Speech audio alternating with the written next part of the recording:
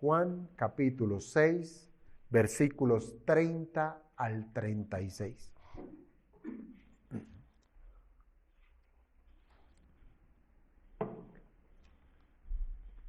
Leemos la palabra del Señor. Le dijeron entonces: ¿qué señal, pues, haces tú para que veamos y te creamos? ¿Qué obras haces? Nuestros padres comieron el maná en el desierto, como está escrito: pan del cielo les dio a comer.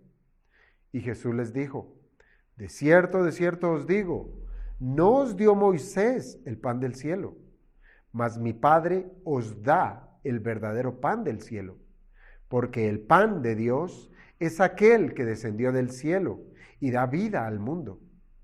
Le dijeron: Señor, danos siempre este pan. Jesús les dijo: yo soy el pan de vida. El que a mí viene nunca tendrá hambre, y el que en mí cree no tendrá sed jamás. Mas os he dicho que aunque me habéis visto, no creéis. Amado Señor, te damos gracias, Padre, por esta oportunidad de poder seguir estudiando tu palabra, de seguir adentrándonos en este gran discurso del pan de vida, el cual tu Hijo Jesucristo nos permitió, Señor, que tuviéramos acceso a Él mediante la impresión de tu santa palabra de manera escrita, la cual ha llegado hoy, Señor, delante de nosotros para ser escudriñada. Y te rogamos, Padre de la gloria, que para nosotros sea un motivo más de seguir meditando en la persona de nuestro Señor Jesucristo, y que nos ayudes, amado Dios, en nuestra incredulidad, que nos ayudes, Señor, en nuestra debilidad, para que no caigamos en la torpeza de no reconocer a nuestro bendito y buen Salvador. Te lo pedimos, Padre, orando en el nombre glorioso de Jesucristo. Amén. ¿Podemos tomar asiento, hermanos?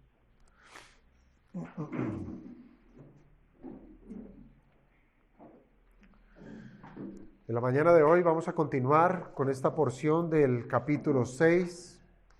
Hemos de entender que todo el capítulo 6 encierra una sola idea que el Señor quiere transmitir a su iglesia en este día, y es que reconozcamos que Jesucristo es el pan de vida. Y lo que tenemos en estos 6 versículos, 7, lo que tenemos acá es un ejemplo, y es el ejemplo de esta multitud que buscaba a Jesús. Y ya hemos estado siguiendo el rastro de esta multitud desde los primeros versos de este capítulo. Hemos visto cómo fueron allá a la ribera de Betsaida para buscar al Señor. Y ahora, la semana pasada, en lo que estuvimos estudiando, vimos que esta multitud, este grupo de personas, arribó ahora a Capernaum, también buscando a Jesús. Pero de lo que encontrábamos era que se trataba de una búsqueda que estaba en una connotación de un interés. Había un interés allí, un interés de por medio, un interés egoísta. Y yo digo, hermanos, que esa es la desgracia propia de la naturaleza caída de los seres humanos. Buscar a Dios solamente por interés. Es una desgracia. ¿Por qué? Porque no les permite ver más allá de lo que su estómago les pide. No les permite ver más allá que cuando su estómago está saciado de comida, no les deja ir a glorificar a Dios, sino que esperan una segunda, tercera, cuarta, no sé qué, más oportunidades para buscar nuevamente que sus estómagos sean saciados. Ellos vieron a Jesús, buscaron a Jesús y encontraron en Él la oportunidad de solucionar el vacío que había en sus despensas. Y no se dieron cuenta que la despensa vacía era la de sus propias almas. ¡Qué tragedia!, ¿no? ¡Qué gran tragedia! Ellos no se dieron cuenta que su alma estaba necesitada. Ellos no se dieron cuenta que la relación con Dios estaba completamente deteriorada, estaba rota. Ellos necesitaban algo mayor que sencillos panes y sencillos peces. Ellos necesitaban un alimento superior al físico. Ellos, al igual que todos los hombres, necesitan un alimento de carácter espiritual. Si yo hiciera la pregunta, ¿qué alimento usted preferiría hoy? ¿Preferiría el pan físico, ese que quita el hambre por un tiempo? ¿O usted preferiría ese pan espiritual que quita el hambre del alma para siempre? Creo yo que todos los aquí presentes responderíamos al unísono que queremos el alimento para el alma. Entonces, viene una contrapregunta. ¿Por qué en la práctica no es así? No es así. ¿Por qué nos vemos esclavizados en sembrar nuestro esfuerzo por trabajar arduamente, por tener el estómago lleno, dejando el alma desprovista de ser alimentada? ¿Por qué preferimos el mundo? ¿Por qué preferimos el deleite pasajero? ¿Por qué desechamos el alimento de Dios? Y la respuesta que nos da la Biblia y que nos la presentará hoy y muchas veces es una sola, y es por incredulidad. Y esto es lo que veremos a continuación, amados hermanos, en los versículos 30 al 36. Fíjese usted, estando el Señor Jesucristo en una sinagoga en Capernaum, donde el Señor estaba haciendo ¿qué? Ya no estaba en un monte, ya no estaba buscando el silencio y la paz para con sus discípulos, para descansar de largas jornadas de trabajo, sino que ya lo tenemos nuevamente en acción. Lo tenemos en una sinagoga en la cual Él se encuentra con un propósito, y es el de enseñar el santo evangelio. Allí en ese lugar estaban sus discípulos, aquellos que llegaron con el Señor en la barca y estuvieron con Él en una reunión solemne en Capernaum, escuchando las palabras de vida que solo pueden brotar de aquel que es la vida misma.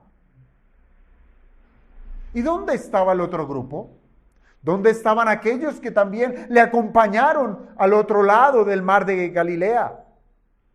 Bueno, lo veíamos la semana pasada, que ese grupo estaba buscando a Jesús. Por un momento lo habían perdido, pero lo volvieron a buscar y lo encontraron. Ese grupo de personas que fueron alimentadas milagrosamente en la ribera de Betsaida, ahora estaban buscando a Jesús nuevamente, y el Señor les desenmascara y les dice que su búsqueda es porque quieren más comida. Y aunque el Señor les exhortó, y aunque el Señor les corrigió su manera de pensar, haciéndoles saber que su esfuerzo deberían dedicarlo a buscar el alimento que a vida eterna permanece, y diciéndoles claramente que la manera de conseguirlo es por medio de la fe en Él, en Jesucristo. Hermanos, yo creo que hubiésemos esperado que esas personas hubiesen rendido su vida al Señor en ese momento. Pero no fue así. No ocurrió de esa manera. Por el contrario, hermanos, una segunda pregunta cargada de insolencia sale de sus bocas. Versículo 30. ¿Qué señal, pues, haces tú para que veamos y te creamos? ¿Qué obras haces? Le dijeron al Señor.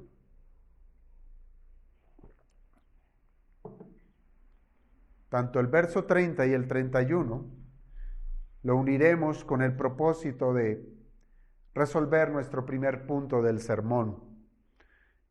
Y se trata de la insolencia de la incredulidad. De por sí ser incrédulo ya es algo perverso. Pero es que la incredulidad toma unos matices, unas facetas que se vuelven insolentes. El Señor les había propuesto, les había dicho, crean en mí. Crean en mí. Y ahora estos hombres estaban diciéndole, bueno, ¿tú quieres que creamos? Muéstranos una señal para que te creamos. ¿Qué obras haces? Hermanos, quizás nosotros en este momento pudiéramos estar rasgándonos las vestiduras pensando en los faltos de vergüenza de parte de estas personas, que después de haber sido beneficiados de panes y de peces que comieron, parece que nada de esto les maravilló siquiera. Ellos fueron testigos, ellos fueron beneficiarios, ellos estuvieron allí y vieron el milagro de la multiplicación de los alimentos, pero no hubo nada que moviera ese corazón de piedra. Y digo que pudiéramos rasgarnos las vestiduras, pero quizás, lo más seguro es que la vergüenza debiera ser la nuestra. La nuestra. Pensemos en las veces que hemos sido beneficiados de la misericordia de Dios. Piense por un instante, ¿cuántas veces el Señor le ha favorecido, me ha favorecido como individuo, como familia, como iglesia? ¿Cuántas han sido las veces que el Señor ha derramado de su misericordia para con nosotros? No han sido una. No han sido dos, han sido muchas las veces. Incluso, amados hermanos, muchos de nosotros podemos decir que el Señor es nuestro Salvador y allí hay más que misericordia, es la gracia misma derramada a nuestro favor. Pero basta con tener una oportunidad, solo una pequeña ventana, solo una oportunidad para satisfacer nuestra carne. Y allí es donde le damos la espalda a nuestro Salvador. Pero siempre, hermanos, siempre la torpeza de los incrédulos será mayor que la torpeza que un creyente pueda expresar.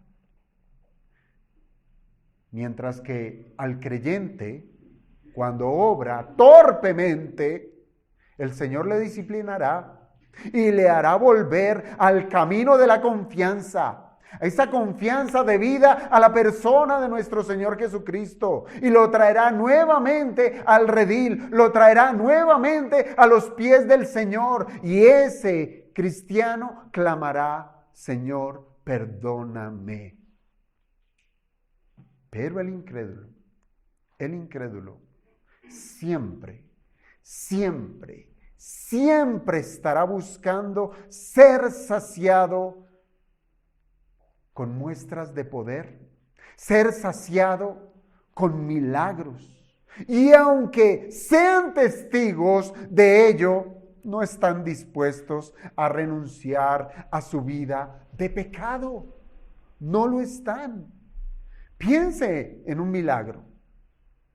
El más sorprendente que usted considere, sea cual sea ese milagro, no será suficiente para que un incrédulo venga confiadamente a Jesús y le reconozca como su Señor. ¿Recuerdan cuando el Señor habló acerca de esa historia de Lázaro y el rico? ¿Recuerdan cómo ese hombre rico fue arrojado a un lugar de tormento? Donde en ese lugar le rogó a Abraham que dejara ir a Lázaro, que fuera a sus hermanos y les advirtiera de ese lugar de tormento. ¿Esto qué implicaba? Una maravilla. Esto implicaba un milagro, la resurrección de los muertos, que Lázaro volviera a la vida. Se trata de una obra que solo Dios puede hacer. Se trata de un milagro maravilloso. Pero según las palabras de Abraham, ni por más espectacular que sea la resurrección, los incrédulos no se persuadirán. No lo harán. ¿Cuántas señales, hermanos, piense usted en un pasaje del Antiguo Testamento? ¿Cuántas señales tuvo que ver Faraón para dejar salir al pueblo de Israel de Egipto? ¿Cuántas? Fueron 10, ¿verdad? Y aunque fueron 10, las expresiones del poder de Dios no les fueron suficientes a Faraón. Él no vio las maravillas de Dios. Él lo que vio al final de esa 10ª plaga, él lo que experimentó fue la pérdida de su primogénito. Su ego fue herido y fue allí donde dejó salir al pueblo hebreo. Pero su egoísmo lo entenebreció nuevamente, a tal grado que él no dudó en perseguir a un pueblo, óigase bien, no dudó en perseguir a un pueblo que estaba siendo protegido por un ser que tenía el poder de aplastarlo a él y todo su ejército con las aguas del Mar Rojo. Insensato, no se midió. No supo sopesar quién era su enemigo, el Dios poderoso. ¿Por qué? Porque era un incrédulo, porque no vio las señales, porque no consideró el peso del poder de Dios visto de 10 maneras diferentes. Ahora, volviendo a nuestro pasaje, ¿qué sería? ¿Qué sería la multiplicación de esos panes, de esos peces, para unos corazones duros? ¿Qué sería eso? Absolutamente nada. Nada. De tal manera, hermanos, que ni se sonrojaron, creo yo, ni se sonrojaron en pedirle al Señor una nueva señal, una nueva obra poderosa. Hubo descaro de su parte. Pero esa falta de cordura, hermanos, pasó a tener un tinte de desprecio. Desprecio. ¿Desprecio por qué? Porque lo que presentan ellos en ese versículo 31 son palabras que retan. Son palabras retadoras que menospreciaron el alimento que Jesús les había dado el día anterior. Miren lo que dice el verso 31. Después de haberle pedido señal. Bueno, nuestros padres comieron el maná. Fíjese lo que está diciendo. Nosotros comimos pan, nosotros comimos peces, pero nuestros padres comieron el maná en el desierto, como está escrito. ¿Qué hicieron? Usaron la Biblia. Qué religiosos, ¿no? Qué buenos con la Biblia. Como está escrito, pan del cielo les dio a comer. Es como si le estuvieran diciendo, ¿y tú qué nos vas a dar? ¿Pan y peces? El estándar está alto. Y efectivamente es así, hermanos. Es como si estuvieran poniendo una vara casi insuperable. Es como si le dijeran al Señor: Señor, ¿acaso puedes hacer una obra mayor que esta? ¿Acaso tú puedes hacer descender maná del cielo? ¿Eres tú mayor que nuestro profeta Moisés? Hermanos, en esto caemos muchas veces. Ponemos nuestra mirada en otras cosas netamente terrenales y olvidamos quién es Dios. Ponemos nuestra mirada en las señales del fin de los tiempos y olvidamos que el Señor de esas señales es Jesucristo. Esas señales marcan a Cristo, pero nos fijamos es en las señales y allí quedamos. Miren, la insensatez de estos hombres no tenía límite. No tenía límite. Usaron incluso, como les digo, las escrituras para retar al Señor. Para retar. Hermanos, estos judíos estaban remembrando cómo sus antepasados, cuando fueron llevados por Dios a través del desierto, tuvieron la bendición de recibir un alimento que no nació de la tierra. Y en ello había verdad. Se trataba del maná. Se trataba de un alimento extraño para ellos, un alimento nuevo que caía del cielo, con tal que la misma palabra maná, ¿sí sabe lo que significa? Es una pregunta. ¿Qué es esto? Eso es lo que significa la palabra maná. ¿Qué es esto? Eso no estaba en su conocimiento, se salía de su entendimiento porque se salía de la dinámica natural de los hombres, provenía del cielo.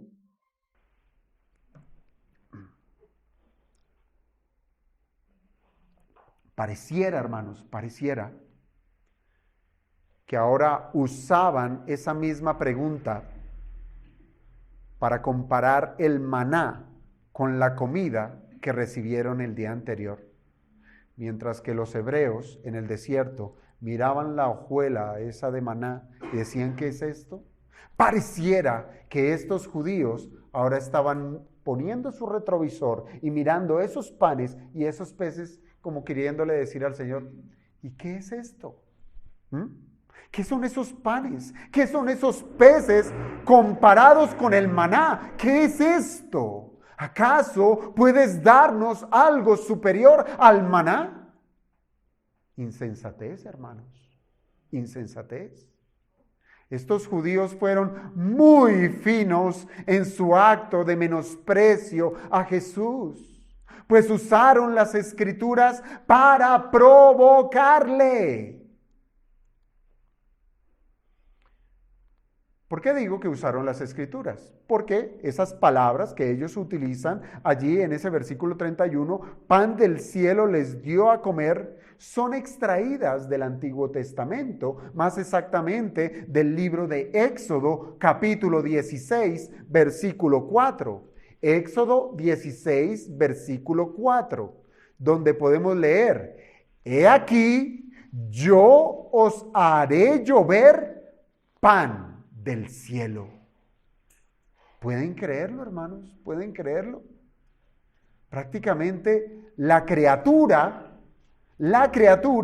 le está citando las escrituras a quien es la palabra encarnada.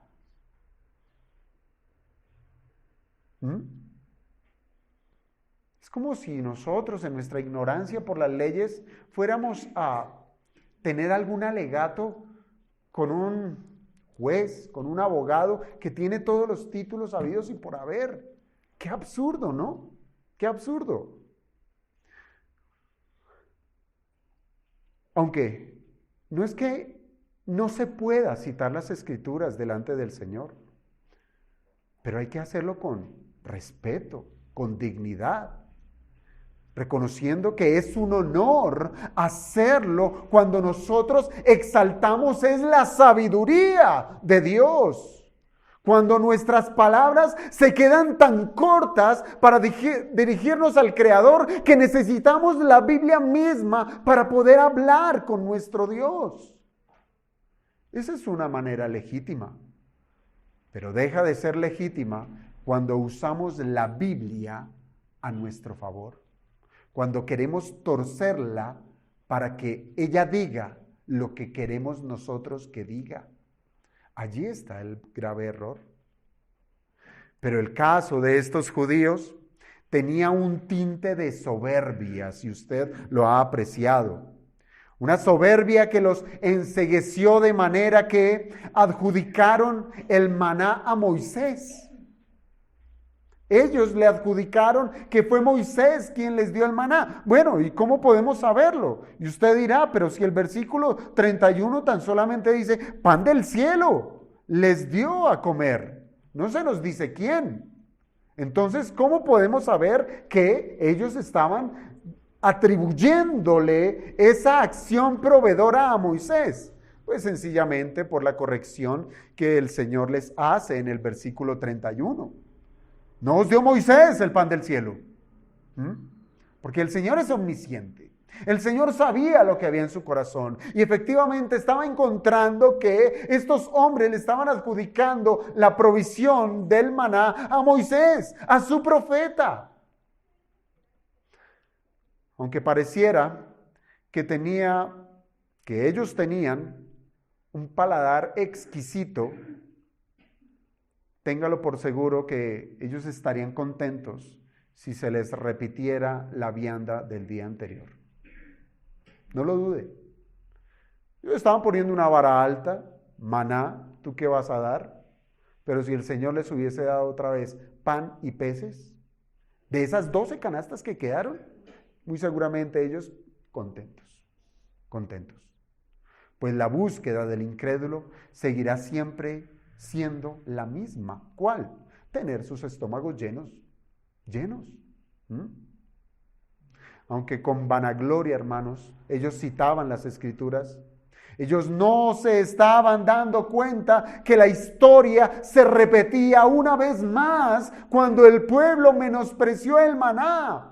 ¿Recuerdan eso que sucedió en el Antiguo Testamento, en el libro de los Números, capítulo 21, versículo 5, cuando ya el Señor les había dado la provisión y esto se había convertido en costumbre que diariamente ellos recogían ese maná?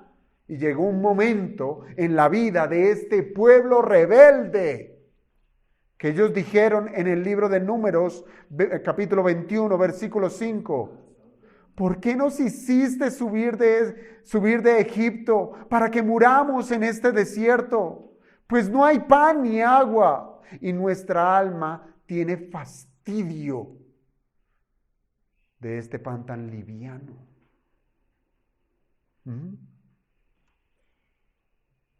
Ahora, hermanos, digo que esta historia se repite, ¿por qué? Porque estos judíos que están delante de nuestro Señor Jesucristo también miraron con menosprecio la misericordia del día anterior. Y querían era el maná que menospreciaron sus padres. Ese debió haber sido el razonamiento. Y yo creo que hubiese sido más noble haberle dicho al Señor, Señor, danos el maná que nuestros padres menospreciaron. Nosotros no lo vamos a menospreciar. Pero estos fueron peor. Estos estaban menospreciando la comida que recibieron el día anterior de las manos preciosas del Salvador. Ahora piensen esto.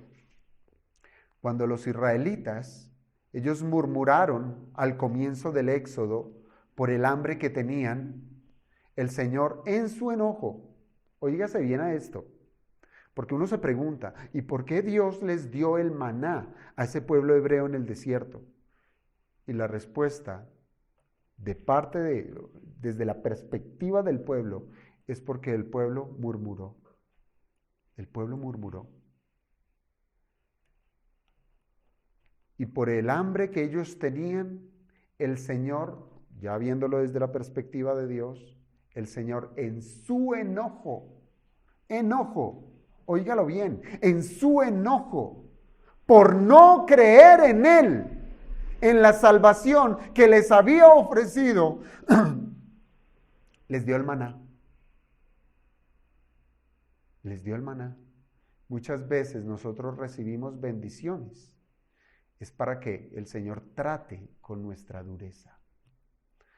Y quiero leerlo del Salmo 74, esta verdad. Salmo 74, versículos 21 al 24. 74, 21 al 24. Dice la Escritura: por tanto, oyó Jehová y se indignó. Se encendió el fuego contra Jacob, y el furor subió también contra Israel. Por tanto, por cuanto no habían creído a Dios, ni habían confiado en su salvación. Sin embargo, mandó a las nubes de arriba y abrió las puertas de los cielos e hizo llover sobre ellos maná para que comiesen y les dio trigo de los cielos. Se trató de una reprimenda de parte del Señor. Y esto lo hizo, hermanos, lo hizo para que entendieran que los medios naturales no fueron suficientes. El maná les fue dado no solo para alimentarse físicamente, sino como una manera que tipifica un bien mayor que proviene de Dios para darles la provisión espiritual a los hombres que alimentaría sus almas hambrientas. Hay algo más grande, hay algo mayor que el mismo pan. Esta verdad, hermanos, fue revelada por Moisés antes de la entrada a la tierra prometida. Deuteronomio 8, versículo 3.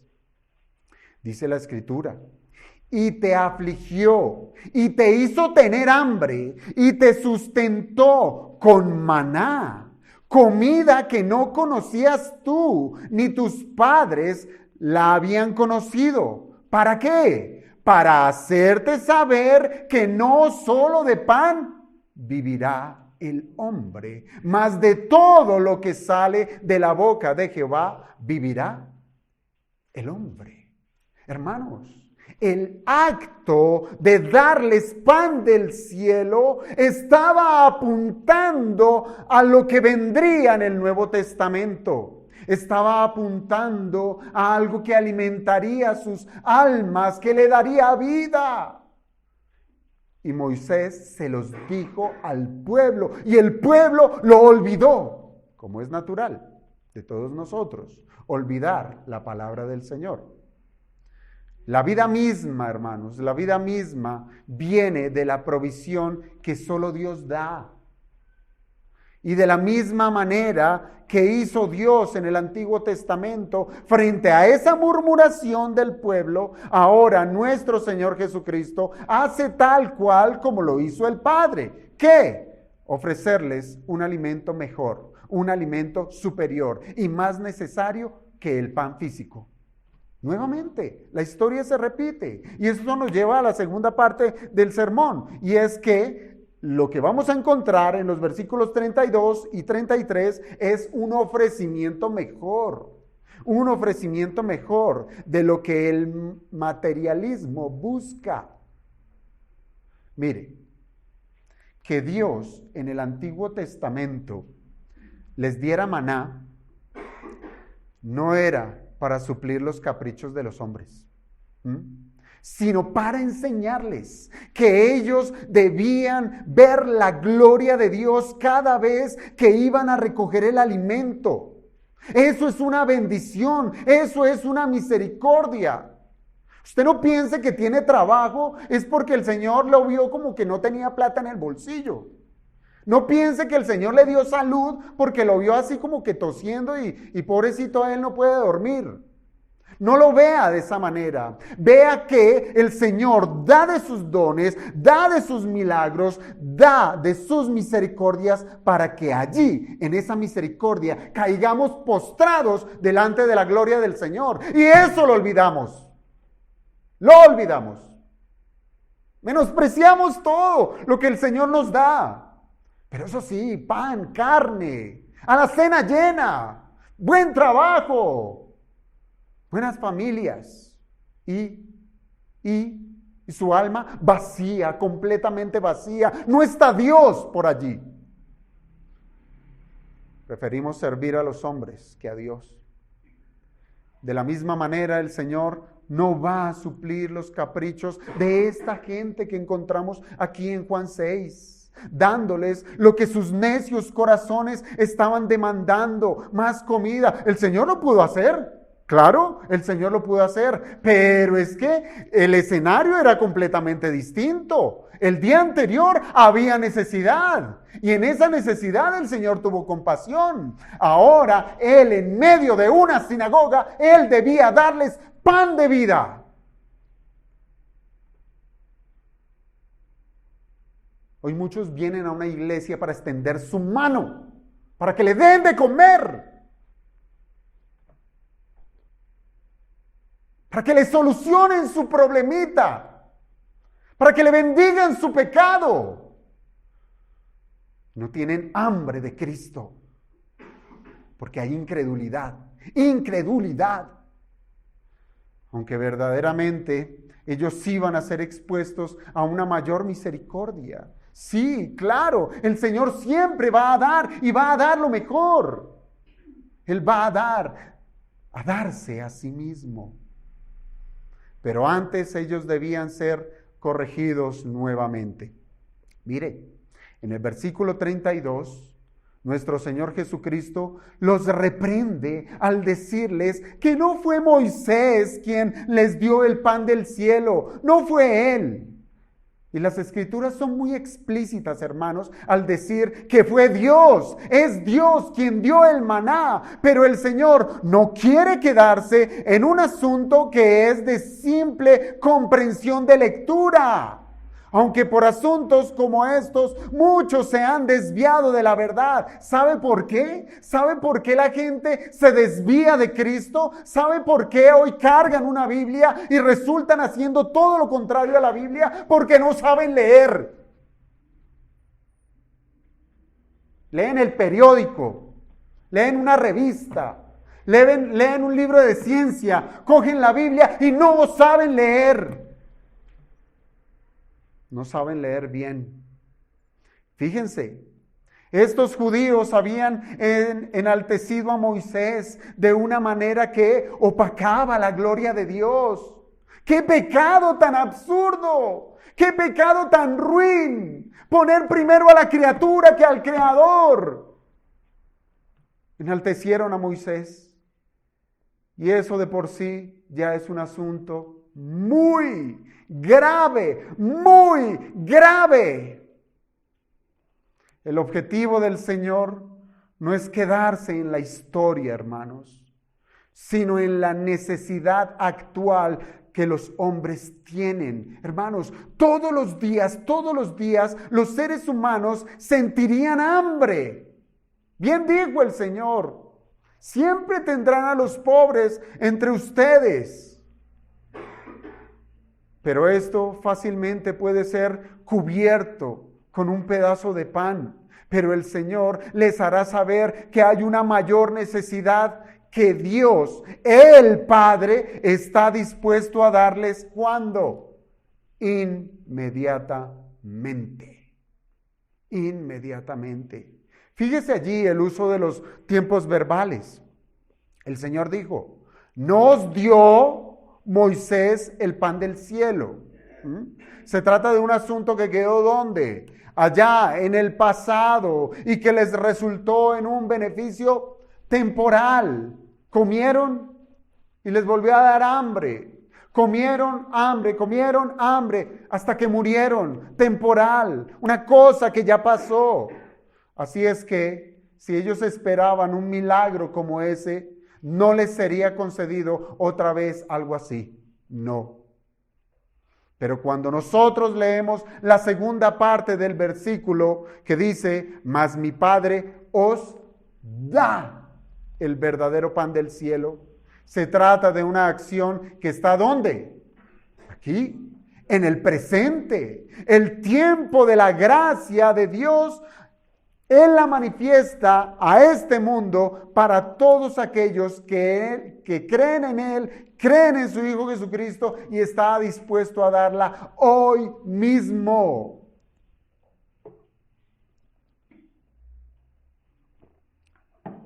Hasta el día de hoy, hermanos. Y si el Señor permite un mañana, porque no está de nosotros el escribir si mañana, si tendremos un mañana en esta tierra. Si el Señor lo permite, también podemos seguir leyendo que el ofrecimiento del verdadero pan del cielo está siendo ofrecido inmediatamente. Inmediatamente. ¿En qué consiste este verdadero pan del cielo? Y conforme al versículo 33, nosotros podemos decir que se trata de uno que es mejor que el maná. Esa es la comparación que encontramos acá. Es uno mejor que el maná. Por eso se le llama verdadero. ¿Sí? No dando a entender que el maná era falso, que el maná no venía de Dios, que el maná no venía del cielo. No. Se le dice verdadero es porque no suple las necesidades temporales como lo hacía el maná. Porque no suple una satisfacción física como lo hacía el maná. Pero eso sí, tanto el uno como el otro tienen un origen directamente del seno del Padre. Pero eso sí, son distintos, pues uno es sombra del otro. El maná es sombra del pan de vida presentado en el Nuevo Testamento. El maná es un ejemplo y el pan verdadero es la realidad. Es lo que se conoce en teología como el tipo y el antitipo. Pero esta verdad, hermanos, se amplía en el verso 34, cuando dice, porque el pan de Dios es aquel que descendió del cielo y da vida al mundo. Este es el nuevo, este es el verdadero. Y allí el Señor está diciendo que hay unas características intrínsecas en ese pan verdadero. ¿Cuáles son las características que tiene el verdadero pan? Primero, que es de Dios. Es de Dios. No es una invención de los hombres. No se trata de una religión. No se trata de una costumbre de los hombres. Es Dios quien lo da. Y esto deja en una posición muy incómoda a todo judío. Pues si decían creer en Jehová, si ellos decían creer en Jehová, resistirse a lo que Dios les quiere proveer, en últimas, se están resistiendo a Dios mismo. ¿No es así? Sí, la autoría del pan verdadero es el Padre, y decir yo creo en el Padre, pero se resisten a aceptar el pan verdadero, están resistiendo a Dios. Este alimento que viene del Padre, hemos de entender con las palabras del Señor, no es algo que esté en el futuro, sino que se trata de una acción que está en curso, en curso. Así es que estos judíos pudieran estar haciéndose la pregunta, ¿dónde está ese pan que no lo vemos? ¿Dónde está? Ahora, es aquel que descendió del cielo. Claro, es una expresión directa a la encarnación de nuestro Señor Jesucristo. Y lo veíamos desde las primeras líneas del Evangelio de Juan, cómo aquel que estaba entronado, el Creador mismo, el que estaba con Dios, el que era Dios, vino a este mundo e hizo tabernáculo entre los hombres. Descendió del cielo. Y como tercera característica nos presenta acá, y seguramente la más desconcertante, es que el verdadero pan del cielo tiene la finalidad de dar vida al mundo. Hermanos, se trata de la vida espiritual. Se trata de una vida que no se encuentra a la vuelta de la esquina. Se trata de una vida que es ajena a cualquier ser humano que nace sobre la tierra, porque todos nacen muertos en delitos y pecados. Se trata de una virtud que tiene como fuente la vida misma. Esa que todos necesitan. No hay nadie sobre la faz de esta tierra que pueda llegar a decir, no necesito vida eterna. Bueno, lo podrá decir desde su insensatez, pero en la realidad de su alma sí que la necesita. Pero, aunque todos la necesitan, no todos identifican como necesaria esa vida. Por eso le apuestan a la vida en esta tierra. Por eso todo su trabajo y sus recursos los invierten a este mundo, a vivir bien, a tener la comodidad, a saber cómo sacarle el mejor provecho a los recursos de esta tierra. Y aún así, aunque no todos tendrán la vida eterna, esta es ofrecida a todo el mundo. Y óigase bien, en el contexto en que el Señor les está diciendo y da vida al mundo, está bajando al judío de esa escalinata en la cual él se creía estar solo. La salvación es solo para los judíos. Y el Señor les dice, no, el pan de vida, ese que procede de Dios, el que descendió del cielo, da vida al mundo. Es decir, no es únicamente para los judíos, sino para el pueblo gentil también. Yo pregunto, hermanos, ¿qué tanto de estas verdades lograron comprender los interlocutores del Señor? ¿Qué tanto? Lo tenían todo. Tenían al Señor allí enseñándoles acerca de Él mismo y la oportunidad para ser salvos. ¿Qué tanto lograron ellos entender? Cada una de estas personas podía objetar que estaban lo suficientemente vivas, que hasta sus mismos estómagos le hacían saber que necesitaban comida. El crujir de su estómago les hacía pensar, estamos vivos, ¿de qué vida nos hablas? Necesitamos es comida. Pero la pregunta en la que hemos de redundar es, ¿ellos eran conscientes de la necesidad de la comida que da vida eterna?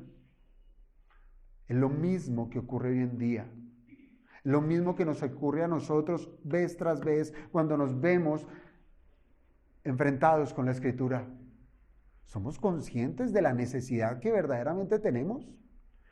Hermanos, pareciera que todo lo medimos es en pesos. Todo lo medimos es en qué tan bien me siento, en mi comodidad. Todo lo medimos es en eso. Pero somos conscientes a la luz de la Escritura qué tan necesitados de Dios estamos. Y creo que es momento que nos hiciéramos esa misma pregunta.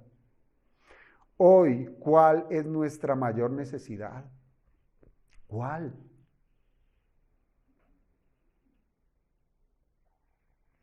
Muchos de nosotros podemos estar hoy pensando en la deuda, en la relación, en el trabajo, qué sé yo. ¿Cuál es nuestra mayor necesidad? ¿Qué venimos a buscar en la presencia de Jesucristo? ¿Qué nos motiva a congregarnos? ¿Seremos hallados como simples religiosos que esperamos la hora de salir de este lugar? ¿Para qué? ¿Para trabajar para nuestra carne?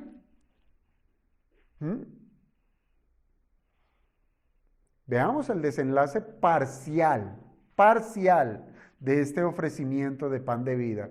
Y es lo que nos ofrece los versículos 34 al 36. Le dijeron, Señor, danos siempre este pan. Qué bueno, ¿no? Pareciera una respuesta positiva. Danos siempre este pan. Y el Señor les contesta, yo soy el pan de vida. ¿No se han dado cuenta? ¿No creen? Todo lo que les he dicho. Y hasta este momento, ¿no se han dado cuenta que yo soy el pan de vida? El que a mí viene nunca tendrá hambre, y el que en mí cree no tendrá sed jamás. Hasta ahí, nuevamente el Señor dadivoso, ofreciendo, abriendo su corazón, mostrando el Evangelio. Pero cuidado con ese verso 36. Mas os he dicho que aunque me habéis visto, no creéis. Estos últimos versículos, hermanos, presentan una combinación de diferentes matices frente al ofrecimiento de la vida eterna.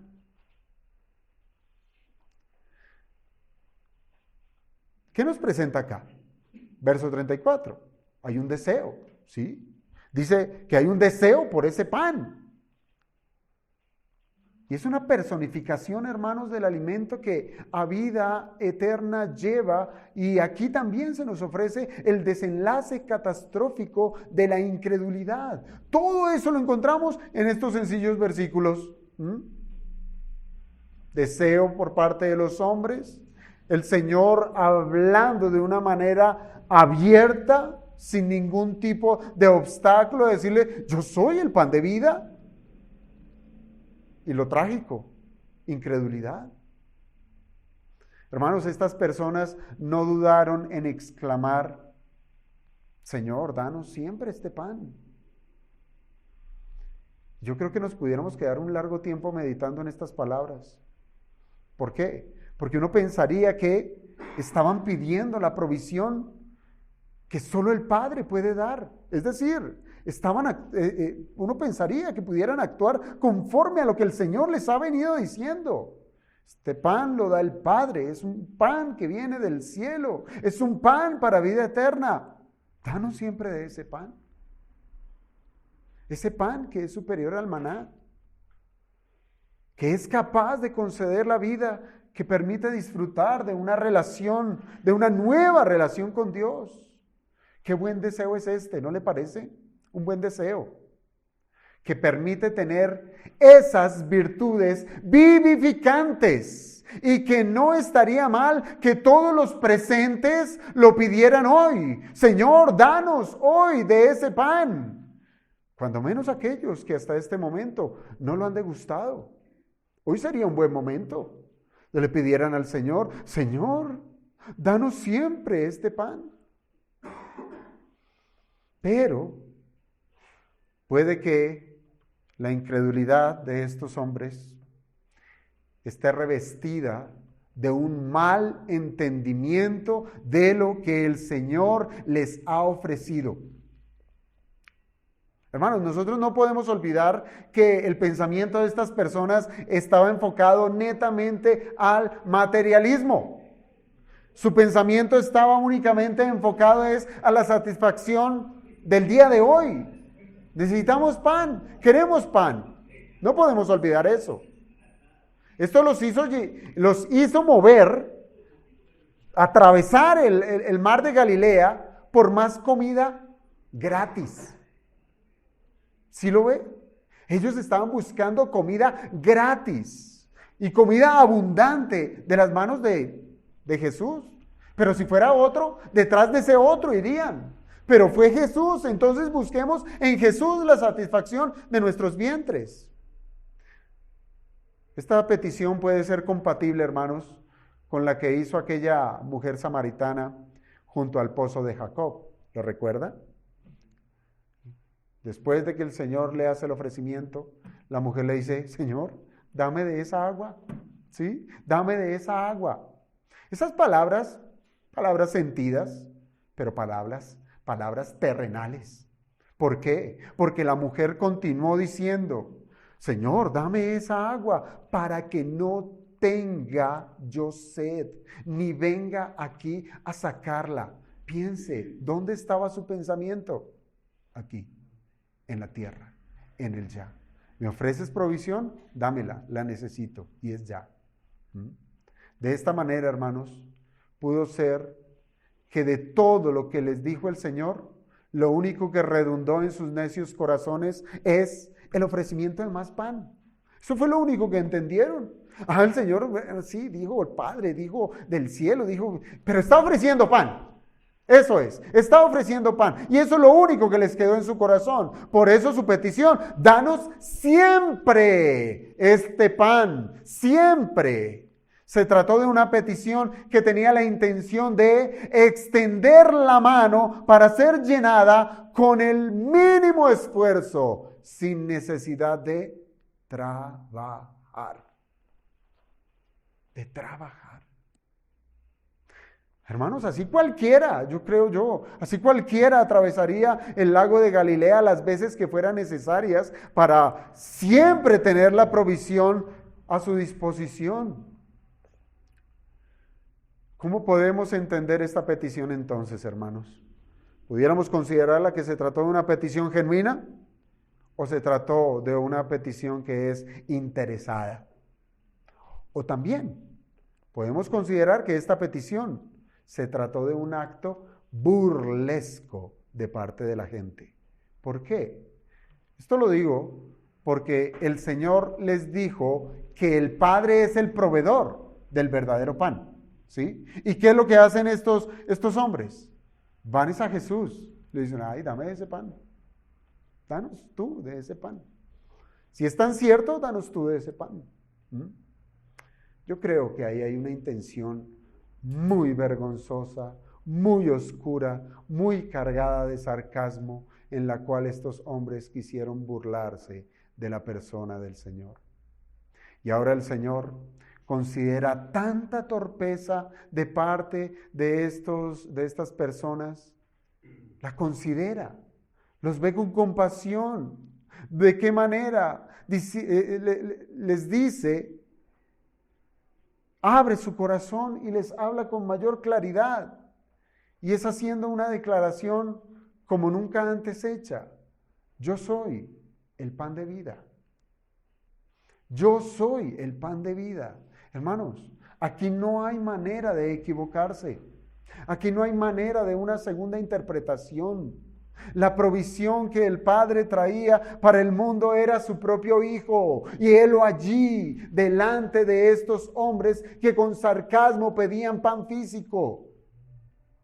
Él estaba diciendo, soy yo, en el cual se encuentra la vida. Pues Jesucristo, hermanos, es la vida misma. Y todo aquel que recibe al Hijo, ¿qué ocurre? Naturalmente, la vida eterna recibe. La recibe. Y ante esta declaración solo podía caber una cosa: la fe para poderlo recibir. Solo la fe para poder aceptar la verdad, para poder aceptar ese pan que produce vida. Pues yo le pregunto, ¿a quién se le ocurriría haber pensado que una persona que llama a Dios como su Padre, porque así lo dijo el Señor, mi Padre, ahora diga que es la provisión misma que da a los hombres? ¿Quién puede creer eso si no es por medio de la fe? No hay otra manera. Si hasta el momento alguno de estos que estaban aquí guardaban la esperanza de recibir pan físico, estas palabras, yo soy el pan de vida, esfumaría cualquier niebla de posibilidad. Pero si fueron sensibilizados desde lo más profundo de su ser, sabrían entender que esa niebla que estaba oscureciendo su entendimiento era quitada para poder enfrentarse a la verdadera misericordia de Dios, su salvación. Ya el Señor había usado el término yo soy, ¿lo recuerda? En este evangelio ya lo había usado. ¿Cuándo? Cuando el Señor caminó sobre las aguas. Los discípulos lo ven, tienen miedo y el Señor les dice, yo soy, no temáis. Eso lo hizo delante de ¿quién? De sus discípulos. Y ahora lo está haciendo delante de los incrédulos. Pero piense esto, este grupo de incrédulos, que siendo judíos, les resultaría muy diciente esas palabras, pues recuerden muy bien que el yo soy es el nombre de Dios que le fue revelado a Moisés en el Antiguo Testamento. Es decir, el Señor estaba diciendo que Él es Dios. Yo soy Dios quien les puede dar la vida eterna que tanto necesitan. Si yo les dije, el Padre os dará, yo soy Dios. El Padre y yo somos uno. El llamado no podía ser más claro. Para recibir al Señor es necesario venir a Él. Venir a Él y creer en Él.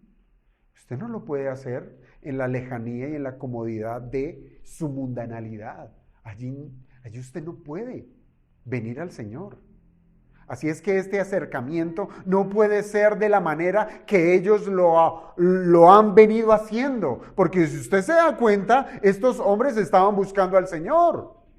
E hicieron lo necesario para buscar al Señor y encontraron al Señor. Pero la manera en que lo estaban haciendo era de una manera interesada, de una manera grosera además, y para nada reverente. Yo le pregunto, ¿usted puede el día de hoy identificarse con ello? De acercarse a Jesús de una manera desparpajada. Él es el que me da de comer. Él es el que me cuida. Él es el que me provee. Y vengo, como cuando uno entra, como dice el dicho, como Pedro por su casa, sin ningún tipo de reverencia. Así será la manera en que nosotros nos acercamos al Señor, venimos a Cristo. Hermanos, venir a Cristo significa mucho más. Venir a Cristo significa es buscarle por quien es Él. Ya se los he dicho, no por lo que hay en su mano. Es por quien es Él. Mire, de verdad, hoy muchos les da como un temblorcito. Solamente en pensar en el rapto y cuándo será el rapto y que será que somos quitados de la tribulación, de la gran tribulación y como que les da miedito. Y olvidan que en el rapto, es Jesucristo quien viene. Es allí donde está nuestra confianza. Temor no hay. Tristeza no hay. Sus cosas aquí en la tierra no importarán. No son suyas. Nuestra confianza está en Jesucristo. Es allá. Es confiar en Él. Es por quien es Él. Es Jesucristo, el Salvador. Y entonces, esto implica estar en disposición de seguirle a todo lugar donde el Señor lo ordene. ¿Lo entiende? ¿Lo entiende? Él es el Señor. Basta ya de tratar a Jesucristo como lo que toca el domingo. Igual, si no quiero, pues no voy.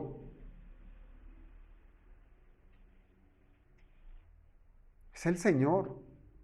Y si usted fue salvo, de verdad, si usted fue salvo, sopese lo que el Señor hizo por cada quien. Y sus discípulos lo dejaron todo, todo. Dejaron las redes, dejaron su trabajo y se dedicaron ¿a qué? A seguir al Señor. ¿Dónde estaban sus discípulos? Allí, en una sinagoga, en Capernaum, a sus pies. Ellos pudieron, cualquiera de ellos, y eso lo va a presentar esta misma porción del capítulo, decir, bueno, ¿y entonces quién va a trabajar? El Señor no nos está mandando a hacer holgazanes, no. Recuérdelo bien, 6 días trabajarás y un día será para mí, dijo el Señor. Y se los he dicho también muchas veces, el Señor pudo haber dicho, un día trabajarás y 6 días estarás delante de mi presencia adorándome. Pero no lo pongo desde la perspectiva, uy, sí, Señor, nos pusiste las cosas fácil. No, hermanos. ¿Por qué? Porque la eternidad, esa que tanto ansiamos y queremos, es estar eternamente en la presencia de Dios, adorando, adorando. Así es que, hermanos, solo de esta manera no se tendrá hambre jamás. No se tendrá hambre jamás. Se trata de un absoluto que ofrece la seguridad de la vida eterna. Pues Él, la persona que viene a Cristo, que busca a Cristo, verdaderamente se hace uno con Él. Primera a los Corintios, capítulo 6, versículo 17.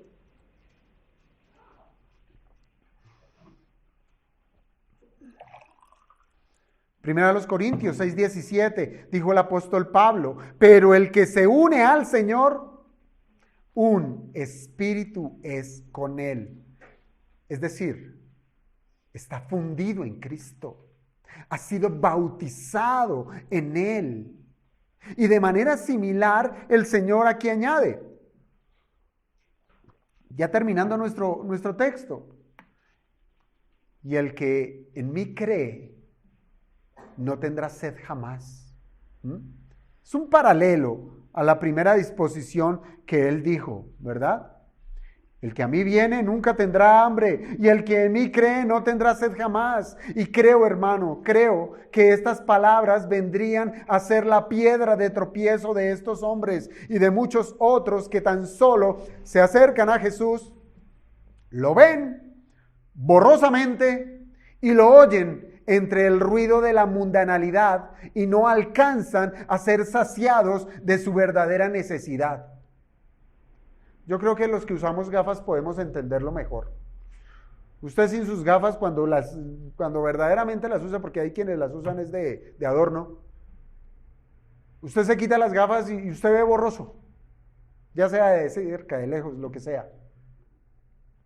Pero aquellos que buscan al Señor de una manera interesada,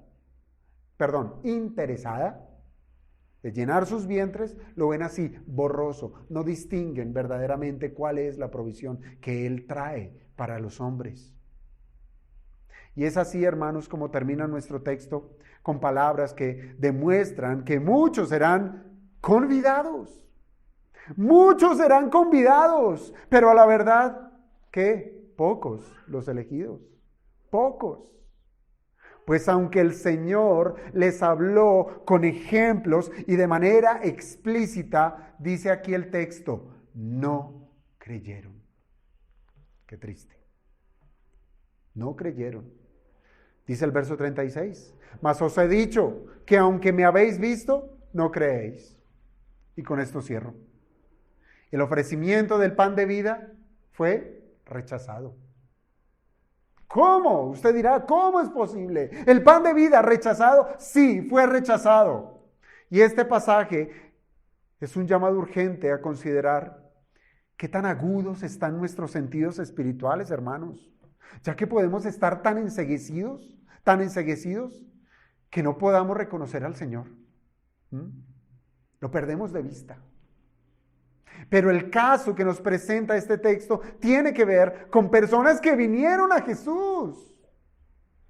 Y póngalo en contexto, en nuestro contexto. Personas que vienen a la iglesia. Personas que hacen parte incluso de una membresía. Personas que llevan tantos años en el Evangelio. Personas que vieron a Jesús, que fueron testigos de sus obras, que testificaron, que fueron testigos de sus palabras. Y aún así, ¿qué? No creyeron. No creyeron. ¿Cuántos hoy, hermanos, cuántos hoy pueden estar en semejante lazo de esclavitud que buscan a Jesús solamente cuando están en necesidad? ¿Cuántos? Puede que tengan mucha teología en su cabeza, pero que solo les alcanzará para abrir sus bocas y clamar cuando tienen hambre y cuando tienen sed. Y cuando son saciados, ¿qué pasa? Vuelven a sus casas, tan vacíos que no necesitarán a Jesús, sino hasta que vuelvan a tener hambre. Eso es estar vacío del alma. Cada quien, en su ceguera espiritual, va a tomar las misericordias de Dios como asuntos propios de la carne. Eso es una piedra que constantemente vemos a los hombres golpearse y caer. Toman las misericordias de Dios como asuntos de la carne. Es decir, que cada obra de Dios, cuando Él extiende su compasión, dándole a los hombres salud, trabajo, alimentos en sus mesas, entre muchas otras bondades, el hombre se ha enceguecido por la bendición, de manera que ahora quiere más, dejando de lado que esas bendiciones les han sido dadas para que pongan su mirada en aquel que le bendijo. Tenga cuidado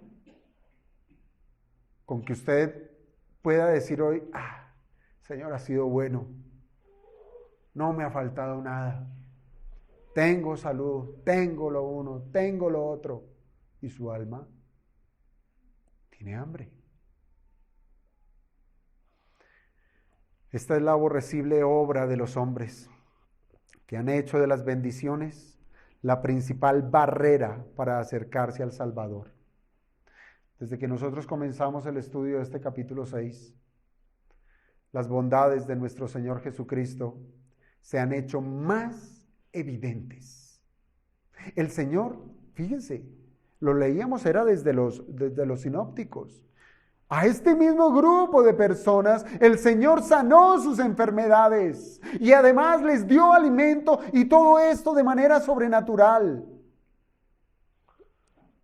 Pero, óigase bien, si esas obras las hubiese hecho una ONG, seguramente los que recibieron estos beneficios hubiesen retribuido alguna exaltación. Usarían su camiseta para promocionarles. Les darían las gracias por haber recibido el pan, lo que sea. Pero no era una ONG.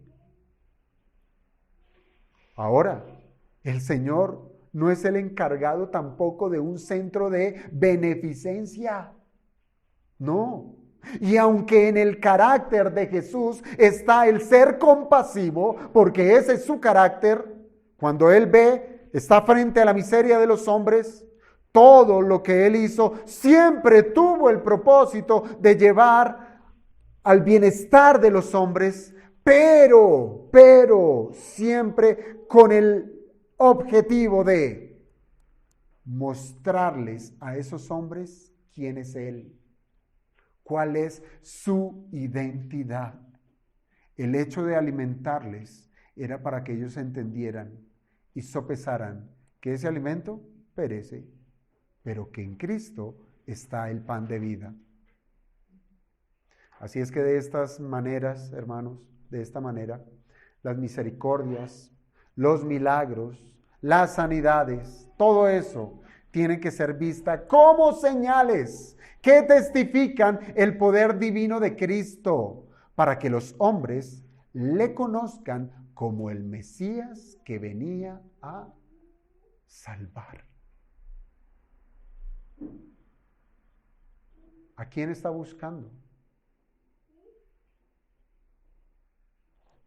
Pudiéramos decirlo fácilmente, pudiéramos resolver esa pregunta fácilmente, pero la que nos debe confrontar es: por qué le está buscando. ¿Mm? ¿Y cada cuánto le busca? ¿Cada cuánto? Que el Señor nos ayude, hermanos, de verdad. Porque días muy difíciles estamos viviendo. Tan difíciles que la Escritura se cumple de tal manera que si fuera posible a uno de los elegidos, tanto movimiento espiritual que está viendo, si fuera posible, que no lo es, caeríamos y negaríamos al Señor. Pero como no se trata de nosotros, sino se trata de su Espíritu, gloria a Él, que no hemos desfallecido. Pero ¿qué hay de aquellos que han hecho su casa no en la roca, en Jesucristo, sino en la arena? ¿Mm? Su incredulidad los llevará a la devastación. Vamos a orar.